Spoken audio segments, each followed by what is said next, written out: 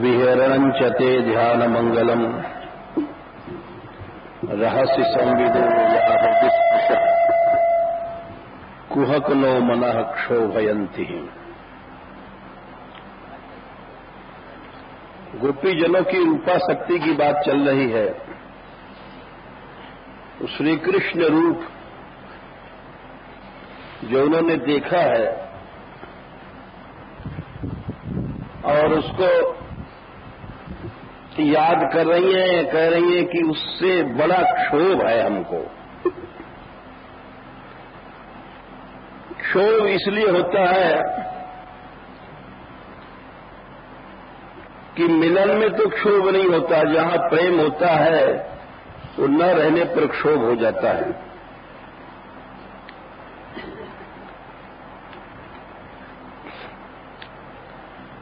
विशेष करके ऐसे रूप की जहां चर्चा हो रही थी,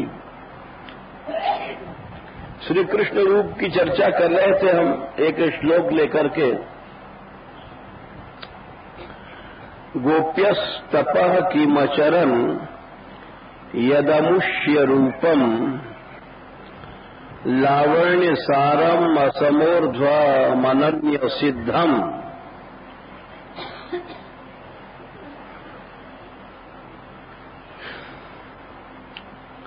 ऐसा रूप है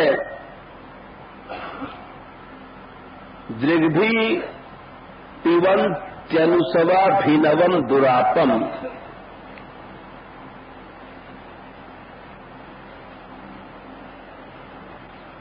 एकांत धाम श्रिय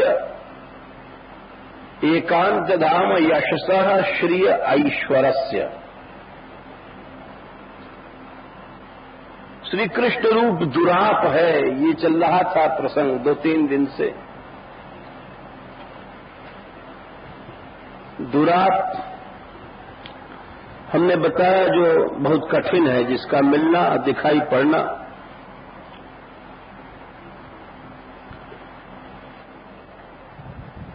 एकांत ये अंतिम जो चरण है ये बड़ा महत्व का है। सुखदेव जी कह रहे हैं स्त्रियों के मुख से एकांत धाम श्रिय एकांत धाम यशसा श्रिय ऐश्वरस्य।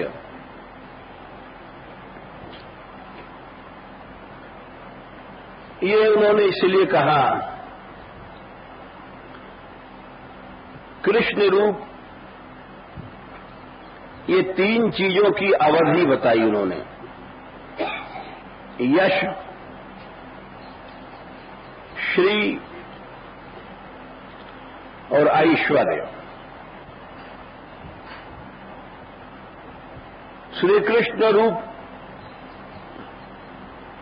यश,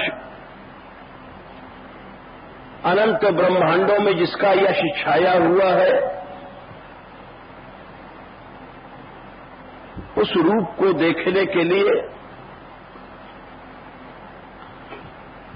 हमने आपको पहले बताया कि पिछले समस्त अवतारों के सब परिकर आए हैं।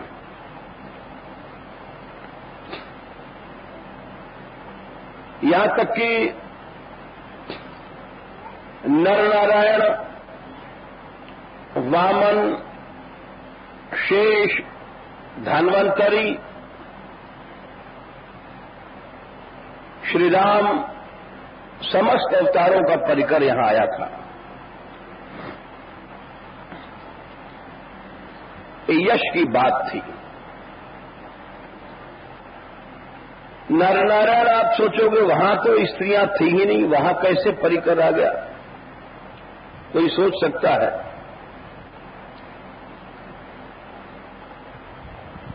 क्योंकि धन्वंतरी के पास कहां से स्त्रियां पहुंच गईं?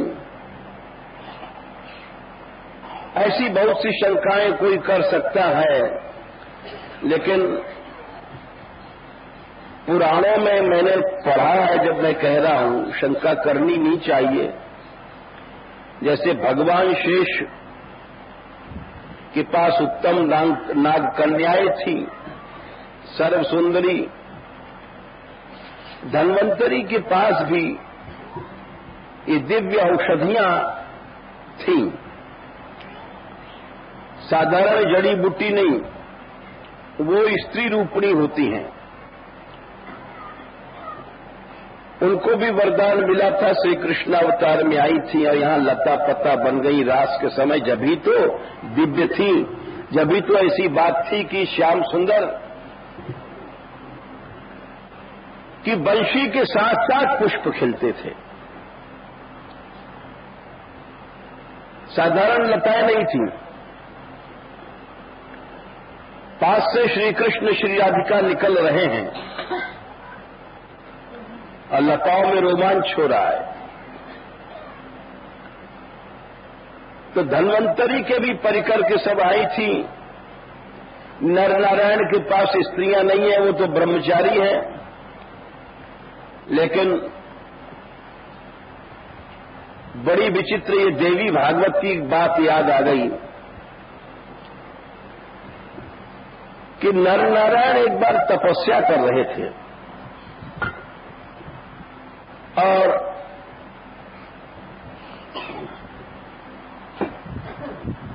आप सोचोगे तपस्या क्यों कर रहे थे? अरे भाई, इस सारा संसार तपस्या से ही रुका हुआ है, नहीं तो जीव जितने हैं, हम लोग इतने पाप करते हैं। पाप क्या है? बहिर्मुखता। बस ये पाप है। यानी हर जीव की हर वृत्ति, हर इंद्रिय भगवान से उल्टे ओर जा रही है, भगवान की ओर नहीं जा रही है। बस यही पाप है। हम लोग ये समझते हैं कि भाई हम पाप नहीं करते हैं, लेकिन हर आदमी ही समझता है कि हम पाप नहीं करते हैं, परंतु हर व्यक्ति पापी है, हर समय पाप कर रहा है। वो पाप को जानता नहीं है। पाप का मतलब होता क्या, आप समझिए। पह एकाक्षरी कोश में पह माने परमेश्वर, अब अप माने उससे दूर। तो भगवान से अलग चीज को देखना, भगवान से अलग चीज को सुनना, भगवान से अलग चीज को समझना, भगवान से अलग चीज को छूना, ये सब पाप है। तो कौन नहीं पापी है? मनुष्य सोचता है कि हम पापी नहीं हैं, लेकिन ये धोखा है। जब सभी इंद्रियां एकमात्र श्री कृष्ण की ओर चलती हो अपने आप बिना कोशिश के, तो समझना चाहिए कि भक्ति की शुरुआत भई है। भक्ति क्या है? लोग भक्ति की बड़ी बड़ी परिभाषा लोगों ने किया। नारद जी ने किया भक्ति सूत्र में, शांडिल्य जी ने किया भक्ति सूत्र में, भक्ति ग्रंथों में रूप गोस्वामी आदि ने किया। भक्ति की बहुत सी परिभाषाएं भाई, लेकिन कपिल भगवान ने जो भक्ति की परिभाषा भागवत में किया वो बड़ी विचित्र है और वो नीचे से उठती है। वो कहते हैं कि जब हमारी सारी इंद्रियां बिना कोशिश के भगवान की ओर दौड़ने लग जाए तो उसका नाम भक्ति है। देवा नाम गुणलिंगा नाम आनुश्रवित कर्मणाम, देवा गुणलिंगा नाम आनुश्रविक कर्मणाम सत्व एवैक मनसो वृत्ति स्वाभाविकी तुया। गुणलिंग देव माने इंद्रियां। ये आनुश्रविक कर्मणाम माने कर्मेंद्रियां, ज्ञानेन्द्रियां, ये 10 इंद्रियां और मन, ये जब बिना कोशिश के ही भगवान की ओर दौड़ने लग जाएं तो समझो अब भक्ति का प्रारंभ हुआ। लेकिन स्वाभाविक रूप से दौड़ने जाएं, स्वाभाविक रूप से माने बिना कोशिश के। जैसे भगवान के रूप के लिए आंख खुलें, एक प्राकृत रूप के लिए आंख नहीं खुलें, भगवान के गुणों के ही लिए कान खुलें, संसार की बात सुनने के लिए कान न खुलें। इसीलिए सुखदेव जी ने कहा था, दूसरे स्कंद के शुरू में ही ये बात कहा था, बिले बतोर क्रम विक्रमान्ये न शृण्वतः कर्णपुटे, न शृण्वतः कर्णपुटे नरस्य। जब ये दोनों कान, ये कान कैसे हैं? हम लोगों के सर्प के बिल हैं। जैसे सर्प आता है वो बिल में घुसता है, तो सर्प क्या है? ये दूसरी चर्चा, कृष्ण की चर्चा छोड़ करके किसी की स्तुति, किसी की निंदा, ये सब सर्प हैं। ये हमारे लोगों के दिन भर कान में घुसा करते हैं। घुसते नहीं है, हम लोग घुसाते हैं, जानबूझ के जाते हैं, बैठते हैं व्यर्थ की बातों को सुनने के लिए, बचने की कोशिश नहीं करता कोई। तो ऐसे कानों को बिल कहा गया। गोस्वामी जी ने भी यही कहा कि देखो, श्रवण रंध्र आही भवन समाना। आही भवन कहते हैं सर्प का बिल। ये कान सर्प का बिल है,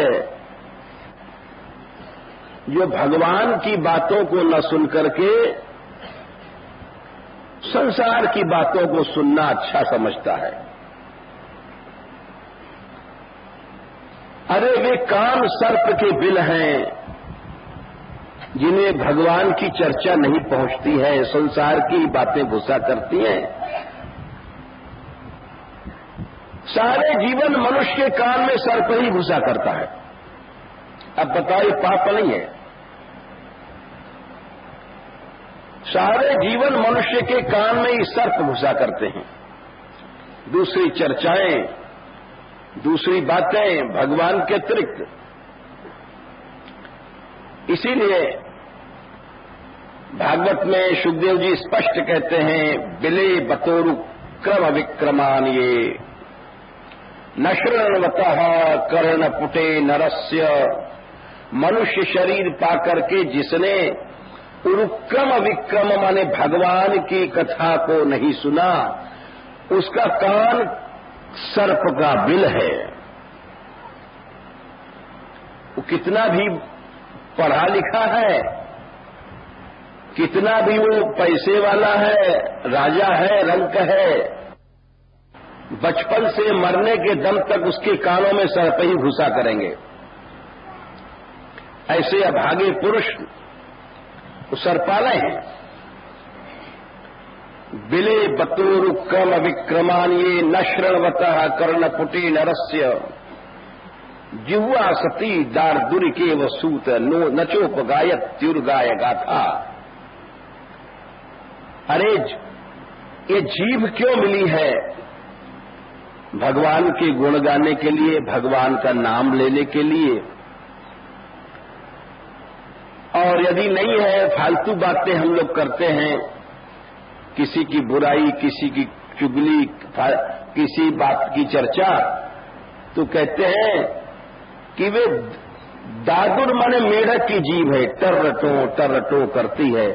जैसे मेढक को एक दिन काल खा जाएगा, काल रूपी सर्प खा जाता है, वैसे इसी तरह से इस जीभ से जो लोग व्यर्थ की बातें करते हैं, इस जीभ से दूसरों की निंदा करते हैं, इस जीभ से असत चर्चा करते हैं, उनको काल रूपी सर्प आकर के खा जाएगा।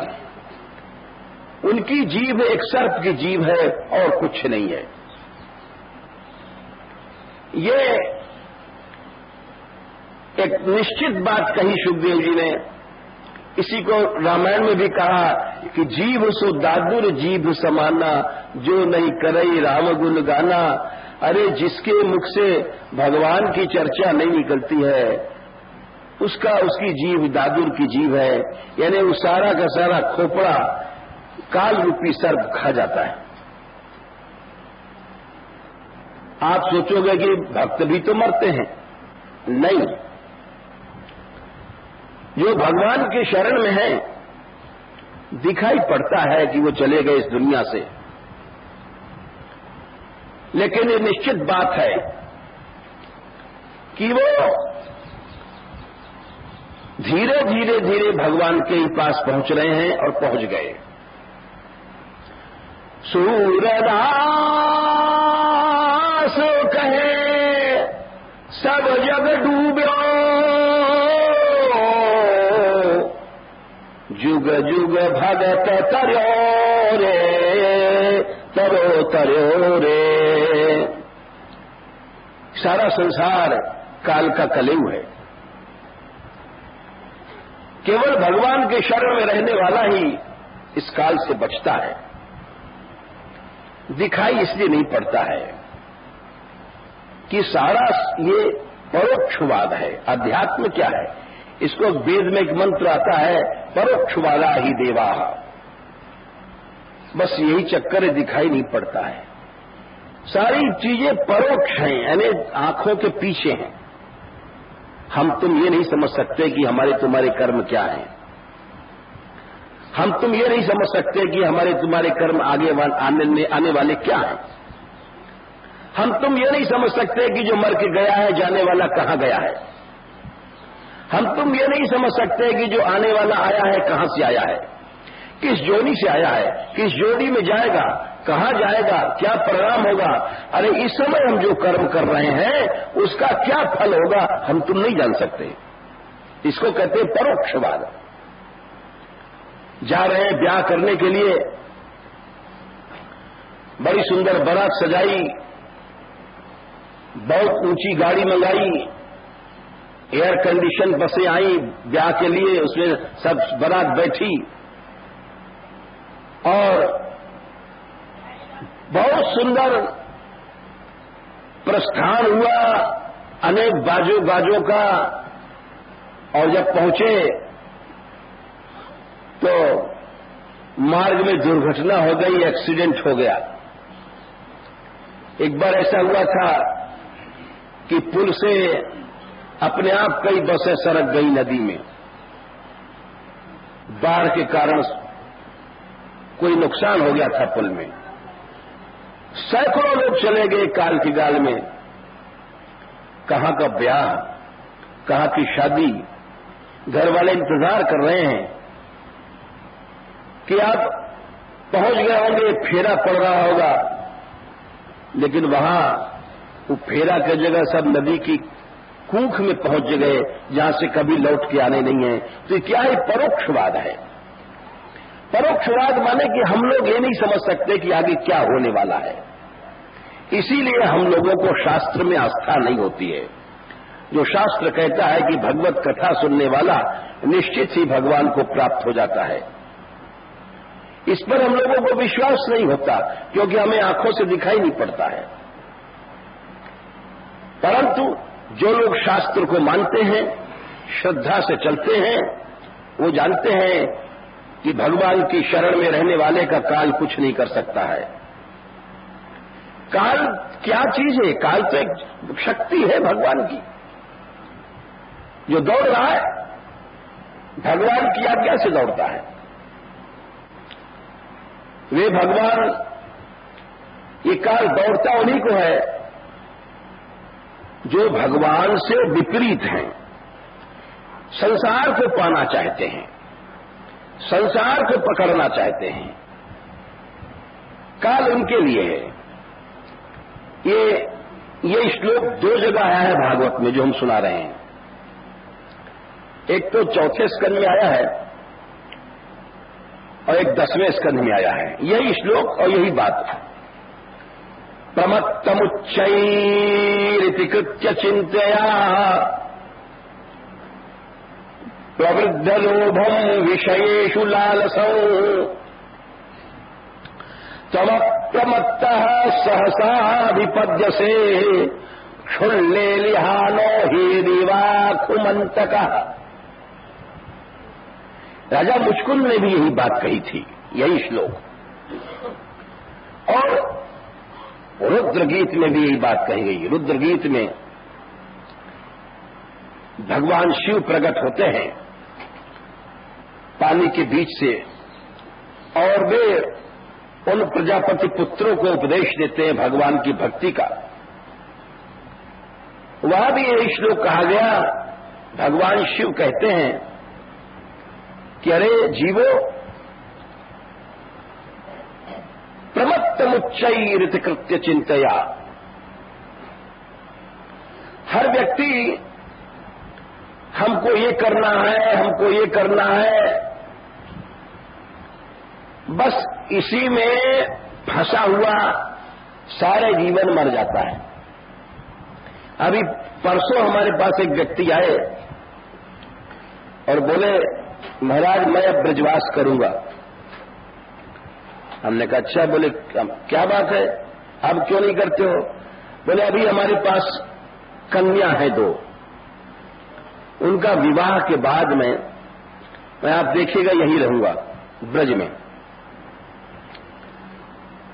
तो उनसे हां हां कह देते ठीक है, लेकिन ये बात गलत है।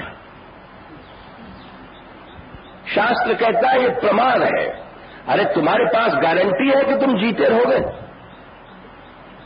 दोनों कन्याओं का विवाह करके तुम यहां ब्रज में आओगे या भजन करोगे तो कोई तुम्हारे पास गारंटी है कि तुम तब जिंदा रहोगे? ये प्रमाद है जो हम लोग सोचते हैं कल करेंगे, परसों करेंगे भजन, इसको प्रमाद कहते हैं। प्रमत्तमुच्चैरित कृत्य चिंतया। इस तरह की बातों से जो लोग प्रमाद में पड़े रहते हैं, कल कर लेंगे, परसों कर लेंगे, जल्दी क्या है, ये प्रमाद है। प्रमत्तमुच्चैरित कृत्य चिंतया। और ये तो हर व्यक्ति को लगा रहता है, चाहे भैया गृहस्थ हो चाहे साधु हो। हम भी सोचते हैं चलो चलो इस प्रसंग को कल पढ़ लेंगे, ये कर लेंगे, सब लोग सोचते हैं। और गृहस्थी लोग प्रबुद्ध लोभम विषयेषु लालसम, उनकी लालसा विषय में बढ़ती जाती है। जैसे जैसे विषय भोगते हैं बढ़ती जाती है। और उस बढ़ने का परिणाम ये होता है कि जब इंद्रियां बहिर्मुख जा रही हैं, बहिर्मगन भगवान से उल्टा, यानी आप ये समझो कि जैसे आपने एक ट्रैक्टर लिया, अब ट्रैक्टर का मुंह इधर है दबारे की ओर, और खुद दौड़ा रहे हो उसको, तो आप बरसाने कैसे पहुंचोगे? बरसाना पहुंचने के लिए तो इधर मुंह घुमाना पड़ेगा जब ट्रैक्टर जाएगा। तो प्रहलाद जी कहते हैं इस सब के लिए बात है, ये नहीं कि बाबा जियों के लिए बात है, ऐसा मत सोचिए। ये गृहस्थी हो चाहे विरक्ति हो, विषयों की आसक्ति सबको छोड़नी पड़ती है। बहुत से लोग समझते हैं कि हम तो गृहस्थी है और हमको विषय भोगने का लाइसेंस है और मरते मरते तक भोगते रहेंगे क्योंकि हमने ब्याह किया है। ये बात गलत है, इसलिए गलत है। प्रहलाद जी कहते हैं, इसका निर्णय करते हैं। प्रहलाद जी कहते हैं कि अरे इंद्रियां तो तुम्हारी बहिर्मुख जा रही हैं, भगवान से उल्टा। और तुम कृष्ण से मिलना चाहते हो, बोले ये नहीं, ये कठिन काम है, यह असंभव काम है। मतिर्न कृष्णे परता स्वतो वा मिथो विपद्येत गृहव्रतानाम। गृहव्रतानाम गृहस्थियों की बात कह रहे हैं। वे अदांत गोभीर विषताम तमिश्रम, इंद्रियां दिन रात अदांत माने दमन नहीं किया गया, और तमिश्र माने अंधकार में घुस रही हैं। बुढ़े हो गए हैं, लेकिन फिर भी होली खेलने ससुराल पहुंच जाते हैं,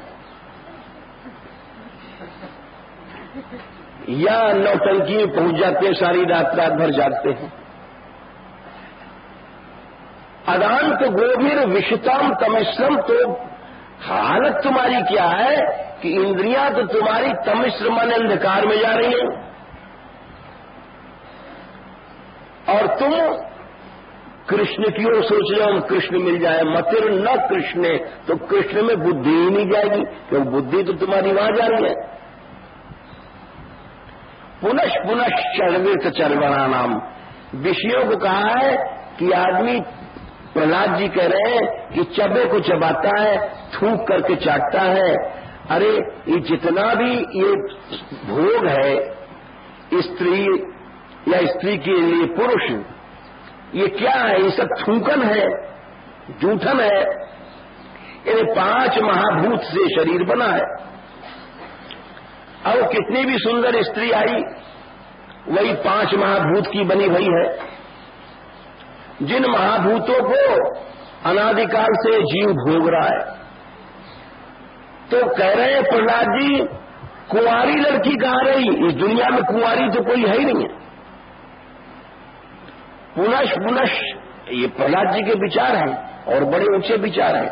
हम लोग कहते हैं हमारी स्त्री बड़ी अच्छी है, ये धर्मात्मा है और सदाचारणी है, और कोई कहता सती है, कोई कहता कुमारी है हमारी पुत्री। अरे भाई, तुम सब धोखे में हो। इस संसार में, प्रकृति में हर चीज भोगी हुई है, ये वेद तक में लिखा है, प्रहलाद जी की बात नहीं है। उपनिषद में, वेद में यही बात कहा गया, अजामेकाम लोहित शुक्ल कृष्णाम बहुवी प्रजा सृजमानाम स्वरूपा अजो एको जुषमाणोनुषेते जहात्येनाम भुक्त भोगाम अजुन्या। ये वेद में कहा गया कि देखो, प्रकृति एक है, ये तीन रंग की है, तिरंगा झंडा है, लाल, सफेद और काला, तिरंगा झंडा है प्रकृति। इसको अजो एको जुष्माणों श्वेते, एक व्यक्ति तो इसी को भोगता रहता है, मरते मरते तक नाक गलाए रखता है, कभी सोचता नहीं कि कभी इससे हमको हटना है, इससे मुक्ति पाना है। लोग मर जाते हैं, बुरी तरह से मर जाते हैं, और कभी नहीं सोचते कि भगवान से भी हम मिले, इस संसार से छूटे, इस काल की फांसी से छूटे।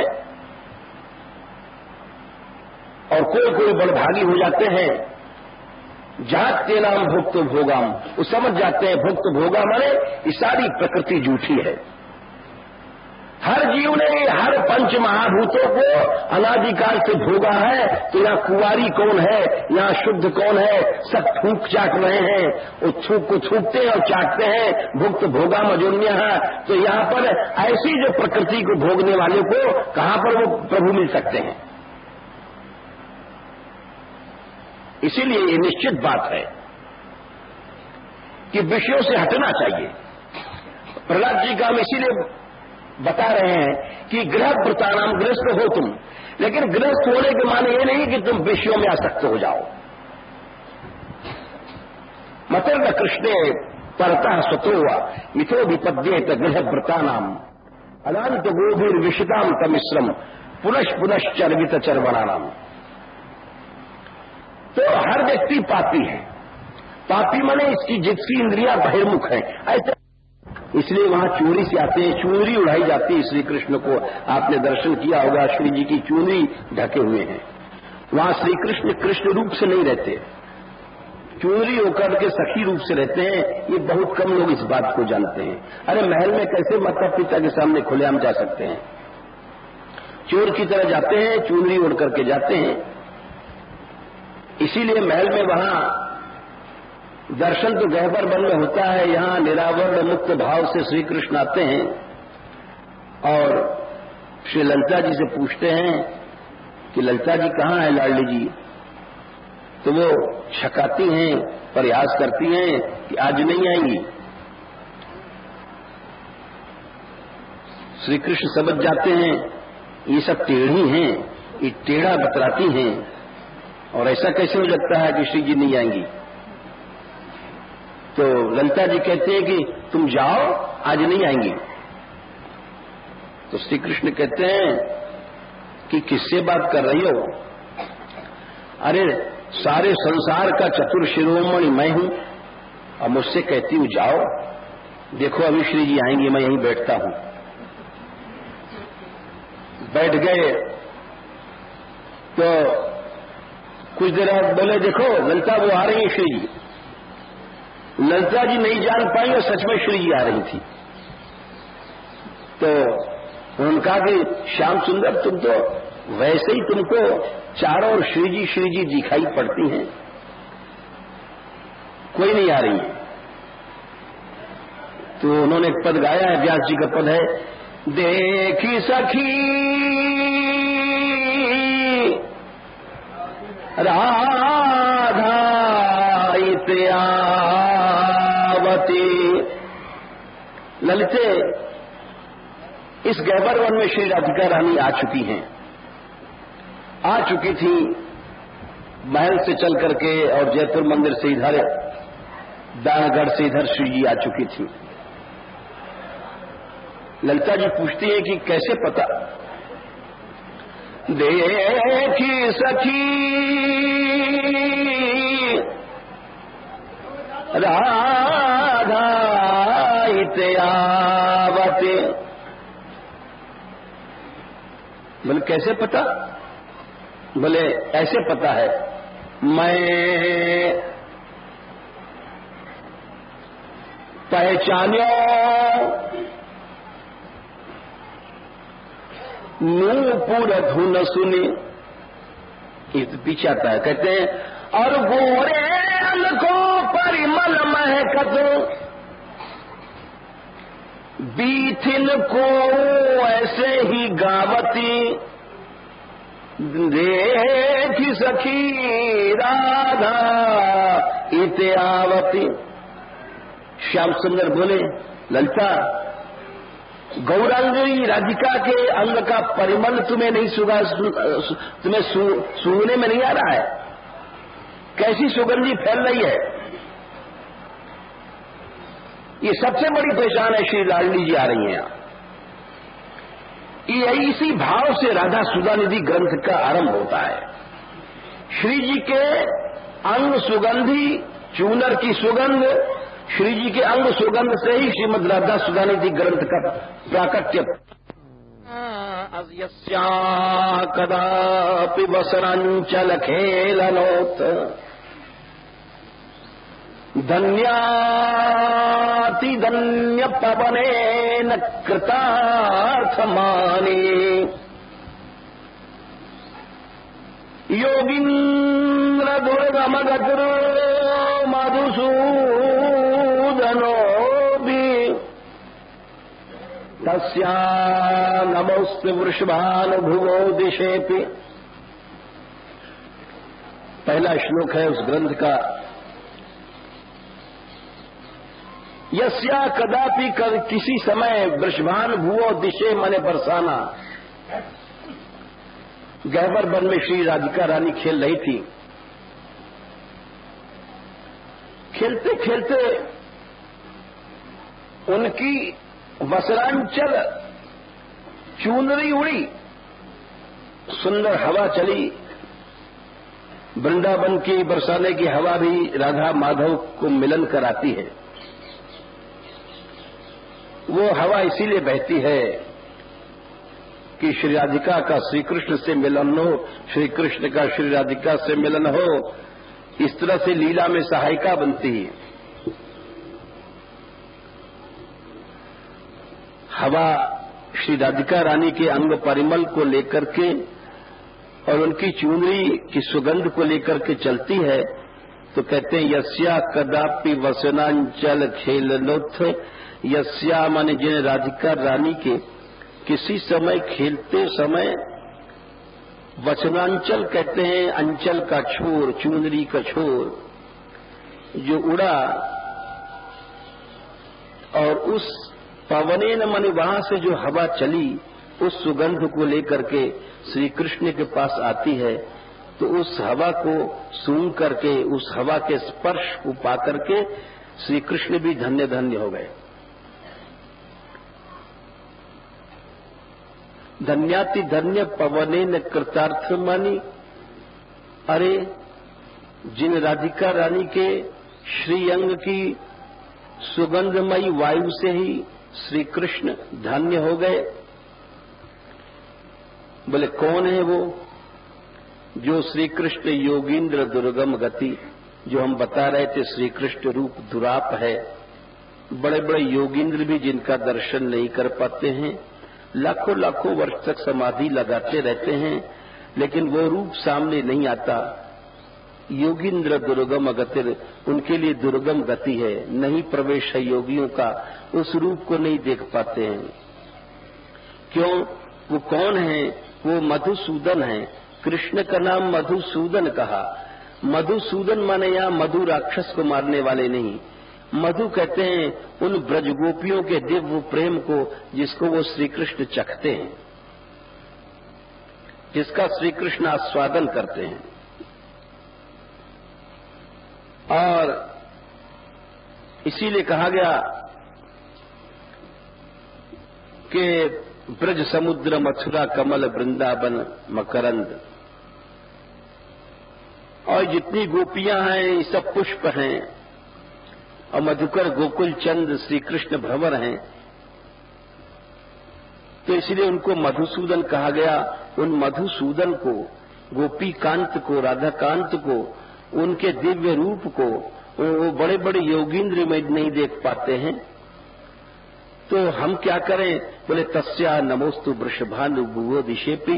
वृषभान भू कहते हैं वृषभान से उत्पन्न होने वाली वो दिव्य कन्या, प्रकट होने वाली, अवतार लेने वाली प्रेम देवी, प्रेम रूपा श्री राधिका रानी जिस दिशा में खेलती हैं, जिस गहवर वन की ओर खेलती हैं, हम उस दिशा को नमस्कार करते हैं।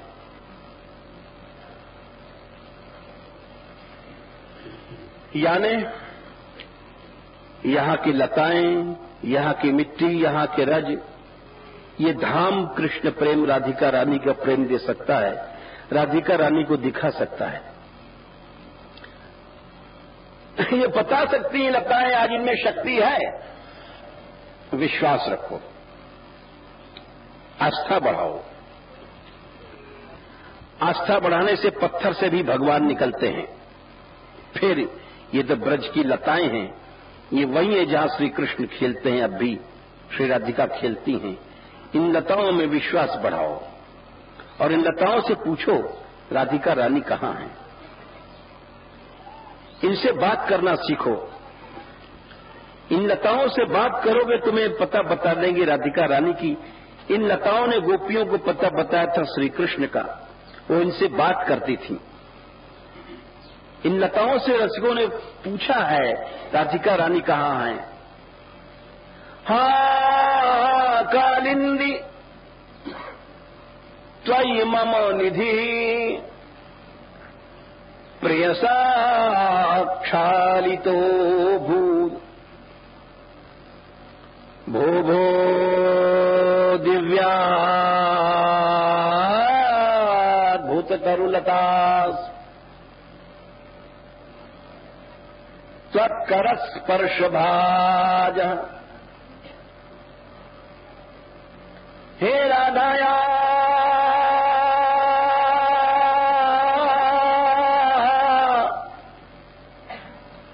अतिगृह शुका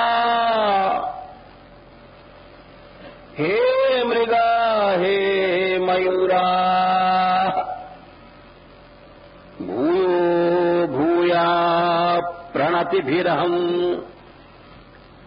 प्रार्थये वोऽनुकंपा। इस भाव से ब्रज में रहो, इस भाव से परिक्रमा लगाओ, इस भाव से डूब करके ब्रज में घूमो, तो देखो तुम्हें मिलती है कि नहीं मिलती हैं। किस भाव से घूमे? बोले किसी सरोवर में गए, किसी नदी में गए, यमुना तट पर, सरोवर पर, वहां के जल से पूछो, जिन जलों में श्री राधिका खेलती हैं, इस भाव से घूमना चाहिए। इस भाव से परिक्रमा नहीं लगाना चाहिए कि चार आदमी चलो परिक्रमा दे आए भाई, चलो चलो। अरे अकेले क्यों नहीं जाते? अरे मन नहीं लगेगा। दो आदमी चल पड़े, तीन लग चल पड़े, बोले परिक्रमा जा रहे हैं, हाथ में माला झोली लग रही है। बोले भाई वोट में कौन जीता है? बोले इतनी सीट आई है उस पार्टी की और वो हारा है। बोले अरे बड़ा गड़बड़ हुआ, ये परिक्रमा इसको नहीं कहते। अरे भाव तो करोड़ों कोस दूर है, तुम्हें पता ही नहीं तुम क्या कर रहे हो। तुम्हारे पांव चल रहे हैं लेकिन मन तुम्हारा कहां चल रहा है ये भी सोचा था। अरे उस बात को सोचो, कबीरदास ने कहा था जहां जहां चलाओ सोई परिक्रमा। तुम परिक्रमा करते हो और कबीरदास कहते हैं मैं जहां जाता हूं वही परिक्रमा है, या नहाने जाता हूं चाहे शौच जाता हूं सब परिक्रमा है। बोले क्यों? परिक्रमा माने क्या? परि माने चारों ओर, क्रम माने चलना, यानी बीच में राधिका रानी है और चारों ओर हम उनके परिक्रमा कर रहे हैं। और ये इस भाव से लाडली जी भीतर बैठी हुई हैं, उसको परिक्रमा कहते हैं। अब जब वहां लाडली जी नहीं है, वहां पर पांव पांव चल रहा है।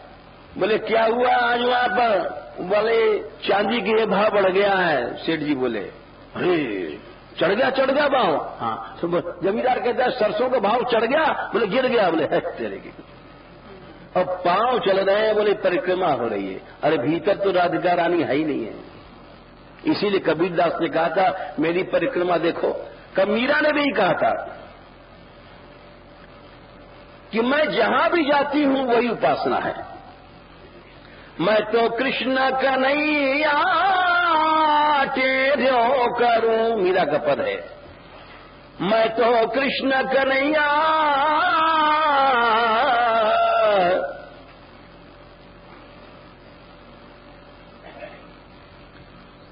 आगे पद भूल गए, बड़ा सुंदर है। जहां जहां चलती हूं ऐसा भाव आता है, बहुत सी बातें भूल जाती हैं।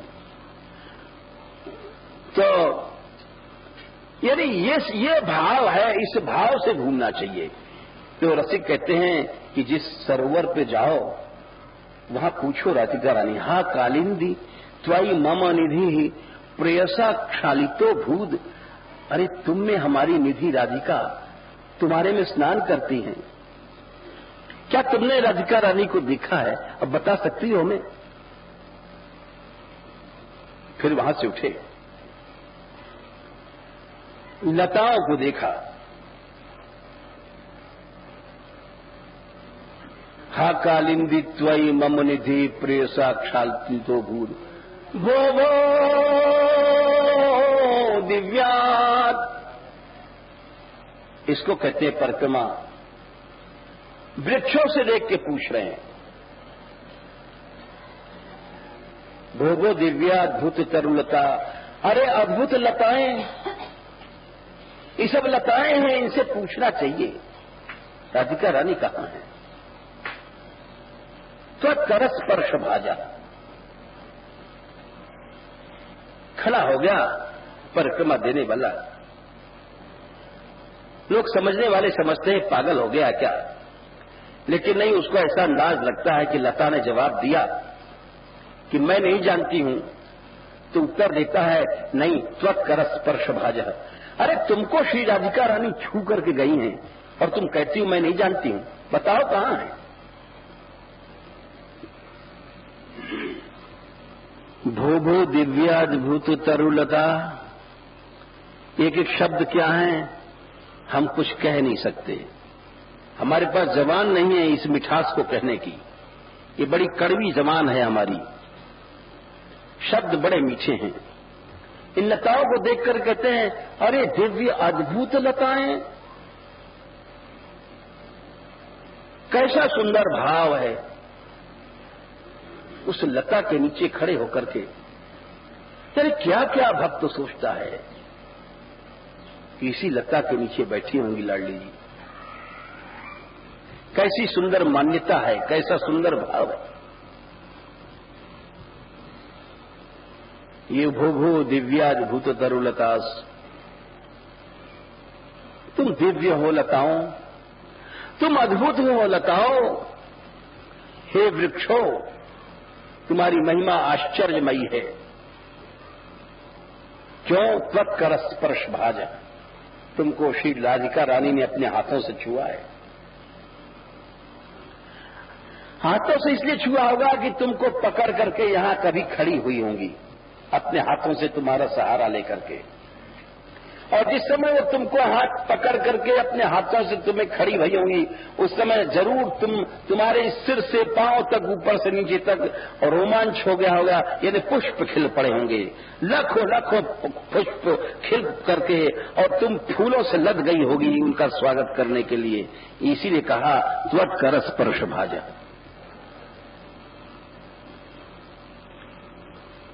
इसी भाव को, अरे एक एक भाव समुद्र हैं, डूबने के लिए समुद्र हैं। और जो नीरस है, हम जैसे जो बेशरम हैं, उनको ये भाव प्रभाव नहीं डालता। वो तो चुल्लू भर पानी में भी डूब मरे तो भी कोई बात नहीं है। जिसके हृदय में ऐसे भाव नहीं है, वो क्या रसिक है, क्या भक्त है, वो क्या ब्रज की उपासना करेगा।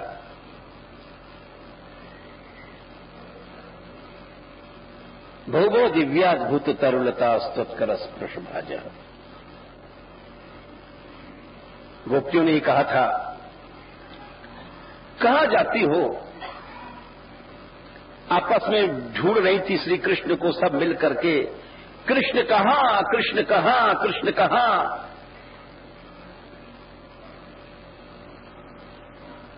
पुकारती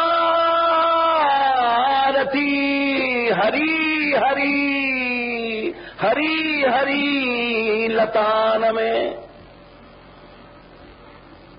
लता में ढूंढ रही थी, लता में बुला रही थी। आपस में एक बोली, कहां जाती हो? कहीं मत जाओ। पृच्छते माह लता बाहुन अप्याश्लिष्टा वनस्पते। क्या बढ़िया बात कही। बोले यहां श्री कृष्ण है इन लताओं के पास। बोले कैसे तू जानती है? बोले देखो आप्लिष्टा वनस्पते, ये लताएं वृक्षों से लिपट रही हैं। जहां प्रेम है वहां कृष्ण है, जहां प्रेम नहीं है वहां कृष्ण नहीं है। चाहे साधु बन जाओ, चाहे पंडित बन जाओ, चाहे कुछ कर लो,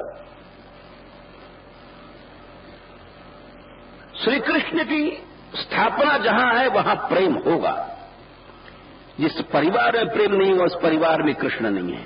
जिस समाज में प्रेम नहीं है वहां कृष्ण नहीं है।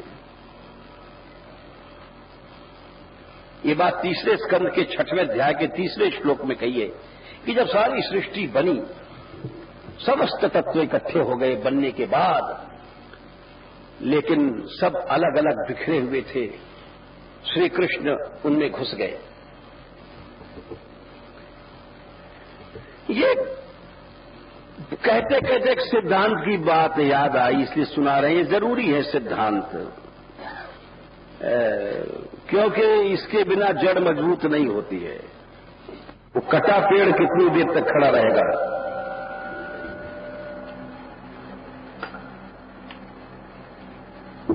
यह है कि सृष्टि के प्रारंभ में सब संसार जब प्रलय पानी में डूबा था और सारे तत्व जब बन गए तो भगवान ने देखा, अरे सब तत्व बन गया लेकिन सृष्टि आगे बढ़ क्यों नहीं रही है।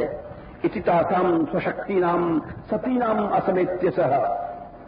भगवान ने देखा कि समस्त शक्तियां सामने आ गई हैं, समस्त शक्तियां,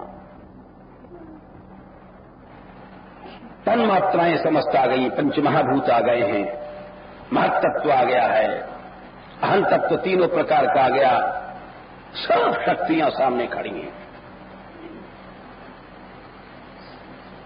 प्रसुप्त लोक तंत्राणाम निशाम्य गतिमीश्वर, ईश्वर मन श्री कृष्ण देखा और ये सारी शक्तियां खड़ी हैं, अनंत शक्तियां, और फिर भी क्या कारण है कि सृष्टि आगे नहीं चल रही है। मेरी शक्तियों के रहते हुए भी रचना नहीं हो रही है संसार में, क्यों नहीं हो रही है। जैसे किसी फैक्ट्री का मालिक जाता है, कहता है 500 मजदूरों ने क्या काम किया तुमने। अरे कुछ नहीं काम किया, तुम बीड़ी पीते बैठे रहे, निकाल दो नालायकों को यहां से, बंद कर दो फैक्ट्री। उसी तरह से भगवान देखते हैं, तासाम स्वशक्ति नाम, अपनी समस्त शक्तियों को उन्होंने देखा। प्रसक्त लोक तंत्राणाम, सो रही हैं, ये कुछ काम नहीं कर रही हैं। अरे इतना बड़ा अनर्थ अभी से सृष्टि में शुरू हो गया। अरे काम चोरी कहें इसको, कि नालायकी कहें, कि हरामखोरी कहें, निशाम में गतिमीश्वरा, ये वस्तुतः जड़, इसीलिए इनको जड़ शक्ति कहा गया। जिस मनुष्य में काम की शक्ति नहीं वो जड़ है, समझ लो। आज कोई मनुष्य काम करना नहीं चाहता है, न लड़का चाहता है, न पिता चाहता है, न मां चाहती है, ये जड़ बन गए सब। ये सब जड़ बन गए, कर्महीन बन गए, कोई व्यक्ति काम नहीं करना चाहता। हमारे पास एक कल घटना याद आ जाती है। एक साधु रहते थे, करीब 38 साल पुरानी बात होगी, बड़ा लंबा शरीर था, 2-2.5 मन की लाश, अच्छे मेहनती थे। तो वो जब कोई बेचारे थोड़ा मजाकिया भी थे, बोले महाराज हम बहुत साधु स्थान में गए रहे वहां। बोले फिर? बोले जिस समय कोई काम आश्रम में आ जाता है, चलो मनिया कर लो, साग या ये कर लो, लकड़ी ढो दो वहां भाई ठाकुर जी के भंडार में, उस समय साथ भाग जाते हैं संत लोग। हमें माला करना है, हमें पाठ करना है, हमारा भजन नष्ट होता है। और जिस समय पंगत की घंटी बजती, पंगत की हरिहर, उस समय सब आ जाते हैं। तो वो बोले कि इसी तरह से महाराज मेरे ऊपर भी बीत रही है। हमने क्या बीत रही है? हालांकि वो मेहनती थे। बोले महाराज जब वो मानपुर रोटी मांगने जाते थे उस समय बाजरा चलता था, अब तो खैर बाजरा बंद हो गया, अब लोग बहुत तरक्की कर गए, पुराने जमाने की बात है। और बाजरे के मोटे रोट आते थे कि अपन जैसे तो एक ही बहुत भारी था, बहुत बड़ा होता था, और हम हंसते थे ये सीमेंट का रोट है, क्योंकि बाजरा का रंग जो है कुछ वैसा होता है, सीमेंट से मिलता जुलता। तो वो जब बैठते थे तो 8-10 रोटी, और पहले भिक्षा ला करके रोटी रख लेते थे, और फिर हम बैठते थे पाने, तो हमें तो 1-2 ले लेते थे। फिर वो पहले हंसते थे हमने कहा हंसते क्यों? बोले भाई देखो इसलिए हंसते हैं, ये आंख का देवता सूर्य, कान का देवता दिशा, नासिका के अश्विनी कुमार हैं, इस तरह से सब इंद्रियों के देवता हैं आप कहते हैं। हमने कहा बोले महाराज जब मैं माला लेके भजन करने चलता हूं सब देवता भाग जाते हैं और खर्र खो नींद आ जाती है। आप बताइए बदमाशी हमारी है कि देवताओं की है? और इस समय रोटी की थाई लग रही है, सब देवता बिना बुलाए आ गए, कान के देवता आ गया है, आंख का देवता आ गया है, नासिका का अश्विनी कुमार का देवता आ गया है, सब देवता आ गए हैं और बताने लग जाते हैं पहले से पहले इसमें से कुछ बात आ रही है। नाक का देवता बड़े जोर से काम कर रहा है, कान का देवता ही बोल रहा है, ये सब देवता आ गए। तो बात तो सही है, जीव कर्म करना नहीं चाहता, जड़ बनना चाहता है। हर व्यक्ति जड़ता की ओर जाता है, चाहे गृहस्थ है चाहे साधु है,